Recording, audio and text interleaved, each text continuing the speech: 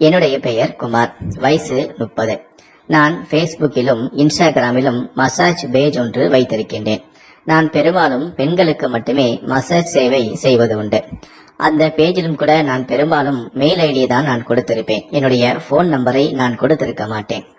ஒரு நாள் எனக்கு காலையிலேயே ஹாய் சார் என்று ஒரு மெசேஜ் வந்திருந்தது. நானும் உடனடியாக அதற்கு பதிலளித்தேன். சில நிமிடங்களிலேயே மசாஜுக்கு எவ்வளவு என்கிற மெசேஜும் வந்தது. நான் முதலில் வாய்ஸ் வெரிஃபிகேஷன் கால் செய்து கொடுக்க சொன்னேன். காரணம், நிறைய ஆண்கள் வேண்டுமென்றே இப்படி என்னிடம் விளையாடுவது உண்டு. அதனால் நான் இது உண்மையிலேயே பெண்தானா என்பதை உறுதிப்படுத்திக் கொள்ள வெரிஃபிகேஷன் கால் செய்யுமாறும் கேட்டேன். உடனடியாக ஆடியோ காலும் வந்தது. காலை நான் அட்டன் செய்து பேசினேன். ஹலோ என்றேன். எதிர்முனையில் ஒரு காந்த குரல் கிட்டத்தட்ட ஒரு சிறிய பாடல் பாடியது போல இருந்தது. அவருடைய பேச்சு. சொல்லுங்க சார், கால் பண்ண சொன்னீங்களே என்றால். இல்லங்க, பொதுவாக ஆண்கள் தான் பெண்களைப் போல பேசுவதுண்டு, அதனால் மட்டுமே கால் செய்ய சொன்னேன் என்று நான் சொன்னேன். அவளோ, அதான் கால் பண்ணிட்டேன்ல, இனிமே எதுக்கு சேட் செய்யணும், காலிலேயே பேசலாமே என்றால். ரொம்ப ஃபாஸ்டாக இருக்கீங்களே என்று நானும் சொன்னேன். எனக்கு மசாஜ் வேண்டும், நான் கோவில்பட்டுக்கு அருகில் தான் இருக்கிறேன். என்னென்ன மசாஜ் கொடுப்பீர்கள், எவ்வளவு ஆகும் என டீட்டெயிலாக சொல்லுங்கள் என்றும் சொன்னாள். நானும் அனைத்து விவரங்களையும் கொடுத்தேன். தங்களை பார்க்கலாமா எனவும் கேட்டேன். முகம் தெரியாமல் இருந்தால் ஓகேவா என்று கேட்டாள். நானும் ஓகே தான் என அனுப்புங்கள் என்றும் சொன்னேன். சமீபத்தில் எடுத்த திருச்செந்தூரில் நிற்கும் போட்டோவை முகத்தை மட்டும் கட் செய்து இருந்தாள். இந்த போட்டோவை எங்கேயோ நான் பார்த்திருக்கின்றேனே என்பதை யோசிக்க நான் தொடங்கினேன். யோசித்துக் கொண்டே அவளிடம் பேசவும் தொடங்கினேன்.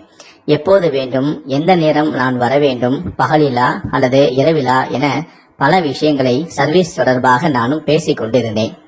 அவளோடு பேசிக் கொண்டு இருக்கும் போதே எனது நண்பனின் ஞாபகம் எனக்கு வந்தது. ஆமாம், இது அவனுடைய இன்ஸ்டாகிராமில் பதிவிடப்பட்ட ஒரு போட்டோவின் கட் செய்த பகுதிதான்.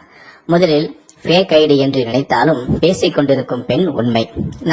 அவள் வேறு யாரோ ஒருவர் ஏதோ போட்டோவை எடுத்து அனுப்பியிருக்கிறாள். யதார்த்தமாக இது அந்த போட்டோவாக இருக்கும் என்றும் யோசித்துக் கொண்டிருந்தேன்.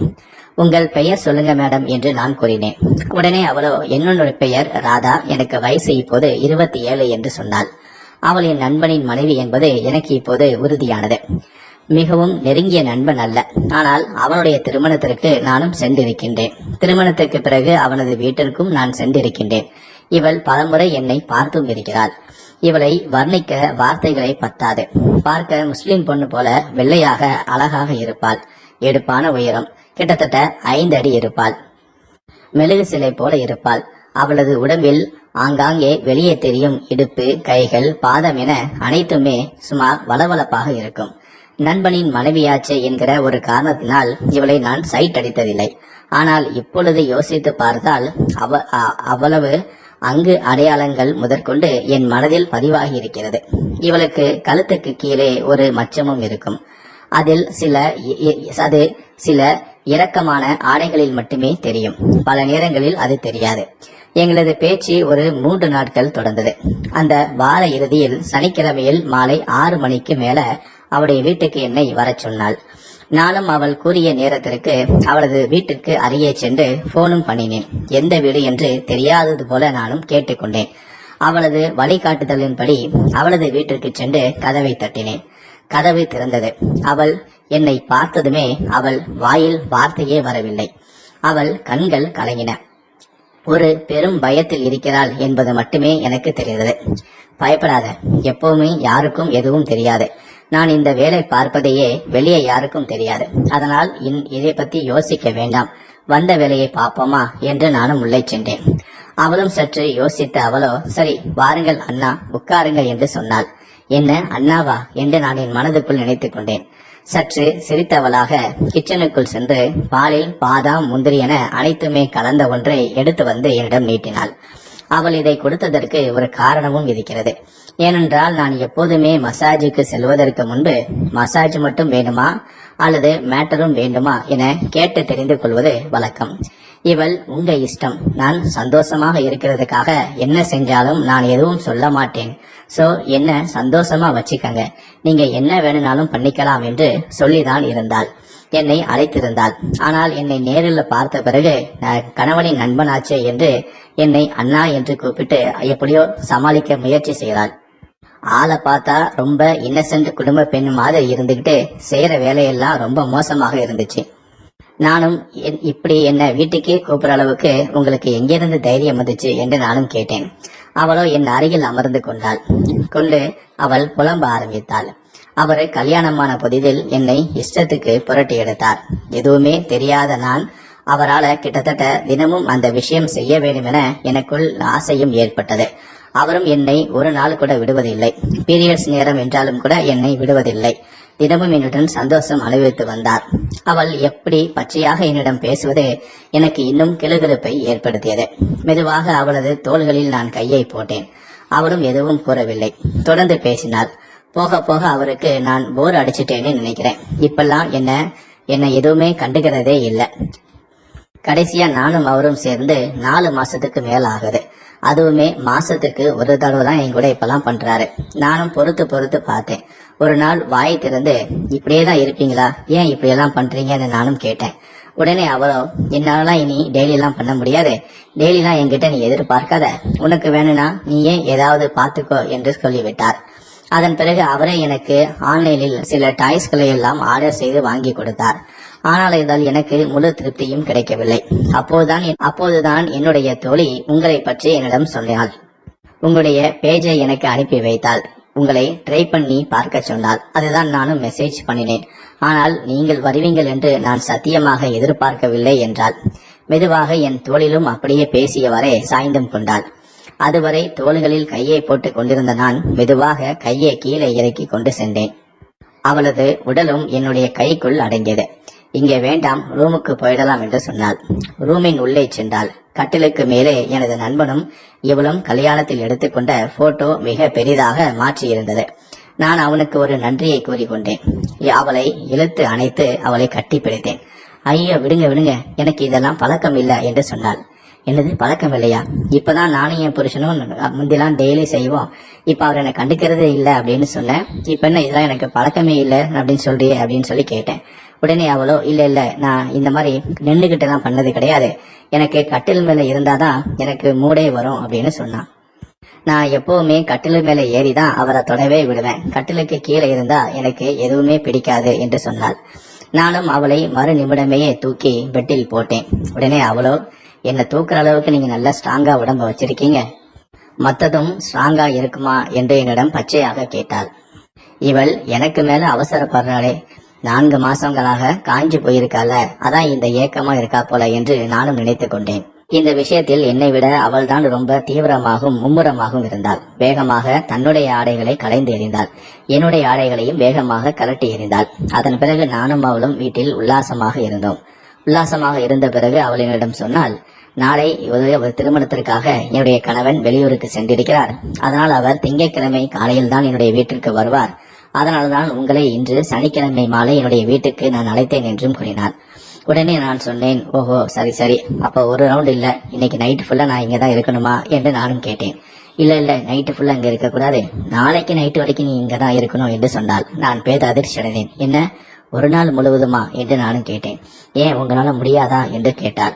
நானும் முடியும், என்னால் முடியும், ஆனால் எப்படி பகல் முழுவதும் நான் உன்னுடைய வீட்டில் இருப்பது என்று கேட்டேன். அதை நான் பார்த்துக்கிறேன், யாரும் என்னுடைய தேடி என்னுடைய வீட்டுக்கு வரமாட்டார்கள், அதனால் எந்த விதமான பிரச்சனையும் இல்லை, நீங்கள் இன்று வந்து நாளை இரவு வரை என்னுடைய வீட்டிலேயே தங்கலாம் என்றும் பிரச்சனை இல்லை, உங்களுக்கு எதுவும் பிரச்சனையா என்று கேட்டார். நானும் வந்ததை ஏன் விட வேண்டும், எனக்கும் எந்த விதமான பிரச்சனை இல்லை என்றும் நானும் சொன்னேன். அதன் பிறகு 2 நாட்கள் நான் அவளுடனே தங்கி பலமுறை மாறி மாறி நான் உல்லாசம் அனுபவித்துக் கொண்டேன். அவளும் அவ்வப்போது எனக்கு பாதாம் பால், பிஸ்தா பால் என விதவிதமான விஷயங்களை எனக்கு செய்து கொடுத்து என்னுடைய எனர்ஜியை ஏற்றி கொண்டே இருந்தாள். நானும் அவள் கொடுப்பதை சாப்பிட்டுக் கொண்டும் அவள் கொடுக்கக்கூடிய ஜூஸை அறிந்து கொண்டும் அவளுடைய ஆசைகளை தீர்த்து வந்தேன். அந்த நாள் முதல் எனக்கும் அவளுக்கும் நெருக்கம் அதிகமானது. அதன் பிறகு அவளுடைய கணவன் பகலில் வேலைக்கு சென்ற பிறகு என்னை வீட்டுக்கு அழைக்கவும் ஆரம்பித்தாள். நானும் அவளுடைய வீட்டுக்கு சென்று அவளுடன் உல்லாசமாக இருக்க ஆரம்பித்தேன். இப்படியே நானும் அவளும் அடிக்கடி தினமும் சந்தித்து உல்லாசமாக இருக்க ஒரு நாள் கூட நாங்கள் உல்லாசமாக இருக்க முடியாத நிலைக்கு நாங்கள் வந்துவிட்டோம்.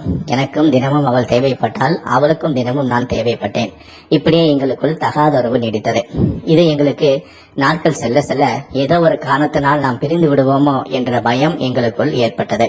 அதனால் எங்களுடைய தகாத உறவு அவருடைய கணவனுக்கு தெரிந்து அது பெரிய பிரச்சனையாகி அதன் பிறகு ஏதாவது ஒரு விபரீதம் நடக்குவதற்கு முன்பு நாங்களே அந்த விஷயத்தை செய்தால் என்ன என எங்களுக்குள் தோன்ற ஆரம்பித்தது. அதனால் அவருடைய கணவனுக்கு, அதாவது என்னுடைய நண்பனுக்கு எங்களுடைய தகாத உறவு தெரிவதற்கு முன்பே அவரை ஈஸியாக கொலை செய்து விடலாம். நண்பன் அடிப்படையில் நான் அவரை எங்கு அழைத்தாலும் அவர் வருவார் என்பதால் நாங்கள் சுலபமாக அவரை கொலை செய்ய முடியும் என நாங்கள் திட்டமிட்டோம். அதனால் அவருடைய கணவனை கொலை செய்துவிட்டால் எங்களுடைய தகாத உறவுக்கு எந்த விதமான இடையூறும் இருக்காது என நாங்கள் நினைத்தோம். அதனால் ஒரு நாள் நான் இரவு மதுவை வாங்கி வைத்துக் கொண்டு என் நண்பனை மது அருந்துமாறு அழைத்தேன்.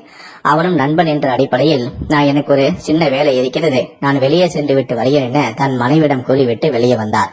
ஆனால் அவர் என்னை தான் பார்க்க வருகிறார், என்னுடன் மது அருந்துதான் போகிறார் என்பது ஏற்கனவே அவளுக்கு தெரியும். அவளும் எதுவும் காட்டிக்கொள்ளாமல் இருந்தாள். அதன் பிறகு என்னுடைய நண்பன் என்னை பார்ப்பதற்காக நான் சொன்ன இடத்திற்கு வந்தான்.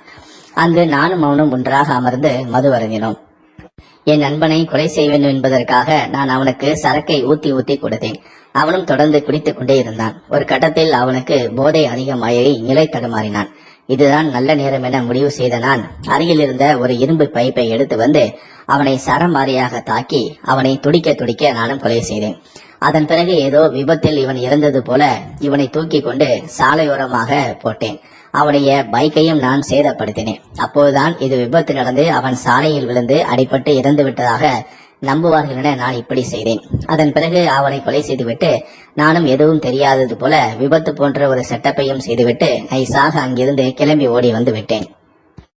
நான் வீட்டுக்கு வருவதற்கு முன்பே ராதாவுக்கு போன் செய்து நம்முடைய பிளான் சக்சஸ், உன்னுடைய கணவனை கொலை செய்து விட்டேன், யாரும் கண்டுபிடிக்காத வகையில் சாலையோரமாக உன் கணவனின் உடலை வீசி அவனுடைய பைக்கை நான் சேதப்படுத்தி விபத்து போல செட்டப் செய்துவிட்டு வந்திருக்கிறேன் எனவும் கூறினேன். இதை கேட்ட ராதாவும் சந்தோஷப்பட்டாள். மறுநாள் விடிந்ததும் அந்த பகுதிக்கு வந்த சில நபர்கள் சாலையோரமாக ராதாவின் கணவன் இறந்து கிடப்பதை பார்த்து அதிர்ச்சி அடைந்து உடனடியாக அவர்கள் போலீசாருக்கு தகவலும் சொன்னார். மேலும் அங்கு கிடந்த ராதாவின் கணவனின் செல்போனை எடுத்து ராதாவுக்கு போன் செய்து அவர்களும் தகவலும் சொன்னனர். இதை இப்போதுதான் கேட்பது போல ராதாவும் அதிர்ச்சி அடைந்து அவர்கள் சொன்ன அந்த இடத்திற்கு பதறி எடுத்துக் கொண்டு ஓடி போனாள். அங்கு தன் கணவன் இறந்து கிடப்பதை பார்த்து அவள் துடிதுடித்து அழுவது போல நாடகமாடினாள். தன்னுடைய கணவனின் உடலுக்கு அருகே இருந்து கதறி கலந்து அழுது கொண்டிருந்தாள். கொஞ்ச நேரத்திலேயே போலீசாருக்கு தகவல் தெரிவிக்கப்பட்டதால் அவர்களும் உடனடியாக சம்பவ இடத்திற்கு விரைந்து வந்தார்கள். அந்த போலீசாரிடம் ராதாவோ நடித்துக் கொண்டே என் கணவனை யாரென்றே தெரியவில்லை, எந்த வாகனம் வந்து மோதியதென்று தெரியவில்லை, சாலையோரமாக இப்படி இறந்து கிடக்கிறாரே என்று சொல்லி போலீசாரிடமும் நாடகம் ஆடினாள். ஆனால் வந்து பார்த்த போலீசாருக்கு இது விபத்து அல்ல, இது ஒரு கொலை என்பது தெள்ள தெளிவாக தெரிந்துவிட்டது. காரணம், போலீசார்கள் எத்தனையோ விபத்தை பார்த்திருக்கிறார்கள். ஆனால் இதை பார்க்கும்போது அவர்களுக்கு இது விபத்து போல தெரியவில்லை. யாரோ திட்டமிட்டு அவரை கொலை செய்துவிட்டு இப்படி விபத்து போல செட்டப் செய்துவிட்டு சென்றிருக்கிறார் என பார்த்தவுடனே போலீசார் கண்டுபிடித்து விட்டனர். ஆனால் இதை அவர்கள் வெளிக்காட்டவில்லை. அவர்களுக்கு முதல் சந்தேகமே அவருடைய மனைவியின் மீதுதான். காரணம், தகவல் கேள்விப்பட்டு போலீசார் இந்த இடத்திற்கு வருவதற்கு முன்பாகவே அவருடைய மனைவி இந்த இடத்திற்கு வந்ததும் அவள் கதறி அழுவதையும் பார்த்ததும் போலீசாருக்கு அவள் மீதுதான் சந்தேகம் வந்தது. சரி, அவள் என்னதான் சொல்கிறாள், எவ்வளவுதான் நடிக்கிறாள் என்று பார்ப்போமே என போலீசார்கள் எதுவும் காட்டிக்கொள்ளாமல் அதை கூர்மையாக கவனித்துக் கொண்டும் இருந்தார்கள். ராதாவும் தன்னுடைய உச்சபட்ச நடிப்பையும் வெளிப்படுத்தினாள்.